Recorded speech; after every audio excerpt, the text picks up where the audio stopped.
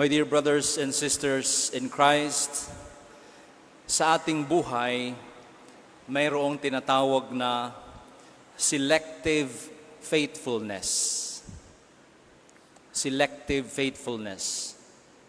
Anong ibig sabihin nito? Ito yung tapat ka lang kapag gusto o tapat ka lang kapag convenient.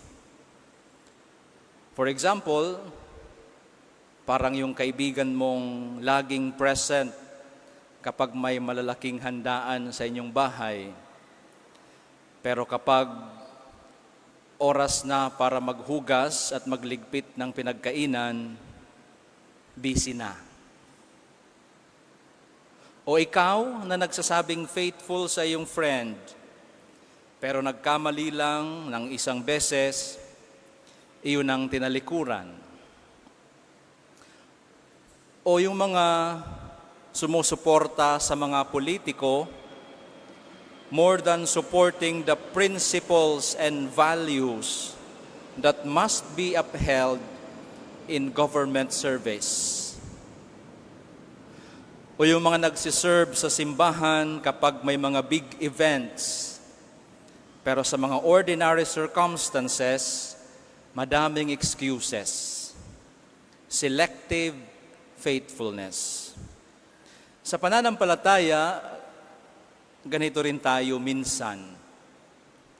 Tapat kay Lord kapag may blessings, pero parang nawawala sa eksena at nagdududa kay Lord kapag may problems. Mapagpasalamat sa Diyos kapag tinutugunan ang panalangin. Pero kapag di nangyari ang gusto, ang bilis sumuko, ang bilis magtanong, why Lord? Bakit Lord? Selective faithfulness. Faithful when favorable, forgetful amidst challenges and trouble. That is why our readings for this Sunday is a necessary reminder for all of us. Because I'm sure one way or another, we are selective faithful. In the gospel, Jesus clearly says, "Blessed are those servants whom the master finds vigilant when he comes." Vigilant when he comes, meaning faithful at all times. Hindi sinabi ni Jesus na blessed are those who did great things, kundi yung mga tapat at handa, both in ordinary and extraordinary times, both in grand and little things in life. Ang kwento ng unang pagbasa from the Book of Wisdom is about sa gabing niligtas ng Diyos ang Israel mula sa Ehipto. Handa sila, nanalig sila kahit wala pa silang nakikitang ganap na resulta. Faithful despite uncertainty. And in our second reading from the letter to the Hebrews, Abraham was called the father of faith dahil sumunod siya sa Diyos kahit hindi niya alam kung saan siya pupunta. He did not wait for clarity and assurance before obeying God. He obeyed regardless of the uncertainty of the command. Hindi siya naghihintay na maging malinaw ang lahat bago maging tapat. Naging tapat siya, bagamat ang landas ay hindi pa tiyak. My dear brothers and sisters in Christ, today's message for us is rather clear. Be faithful in little things, be ready at all times. Maging tapat sa maliliit na bagay at maging handa sa lahat ng oras. Tapat at handa. Faithful and ready. This must be our Christian attitude in faith. and in life, not selective faithfulness. Be faithful in little things. Sabi ni Jesus, kung tapat tayo sa maliliit na bagay, ipagkakatiwala niya ang mas malaki.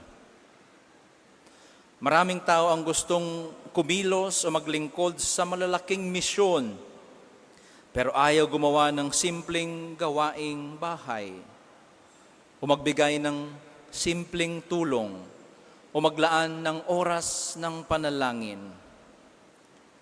My dear friends, in God's kingdom, there is no shortcut. Great mission begins with the little gestures. Ang dakilang misyon, ang dakilang gawain ng Diyos ay laging nagsisimula sa maliliit na hakbang. Ang 2 bilyong humigit kumulang na Katoliko ay nagsimula sa 12 apostol. So the Lord calls us to be faithful, not just when we feel like to, not just when circumstances are favorable, but at all times, beginning with the little things. Paano tayo pagkakatiwalaan ng Diyos sa malalaking biyaya kung hindi natin na-appreciate ang maliliit na blessings? Mga kapatid, kung ang bawat isa sa atin ay tapat sa maliliit na bagay, sa pagsasabi ng totoo, sa pagbabalik ng sukli, sa pagtulong kahit walang kapalit, tiyak napakasarap mabuhay at magbabago ang mundo. Wala nang korupsyon kung tapat ang tao sa maliliit na transaksyon. Wala nang pagsasamantala kung tapat ang tao sa maliliit na trabaho. Wala nang gutom kung tapat ang bawat isa sa maliliit na pagbabahagi. Be faithful in the little things.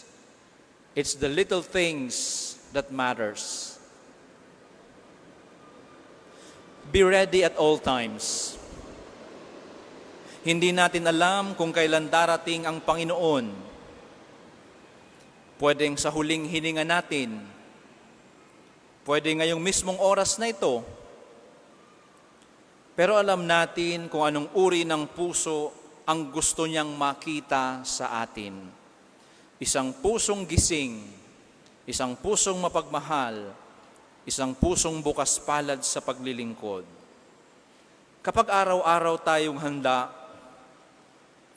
wala tayong kaba kapag kumatok na siya. At kung araw-araw tayong tapat, handa rin tayong tanggapin ang gantimpalang inihanda niya.